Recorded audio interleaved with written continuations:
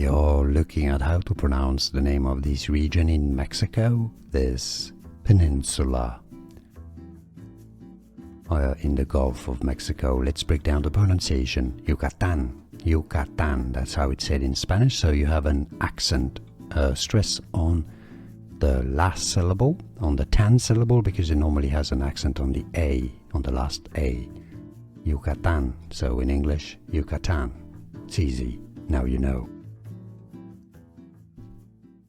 We are looking at how to pronounce the name of this region in Mexico, this peninsula in the Gulf of Mexico. Let's break down the pronunciation. Yucatan, Yucatan, that's how it's said in Spanish, so you have an accent, stress on the last syllable, on the tan syllable, because it normally has an accent on the A, on the last A. Yucatan, so in English, Yucatan. It's easy, now you know. Here are more videos on how to pronounce more confusing words and names too many mispronounced. Like this video if you found it useful. I appreciate your support. I'll see you soon and thanks for watching.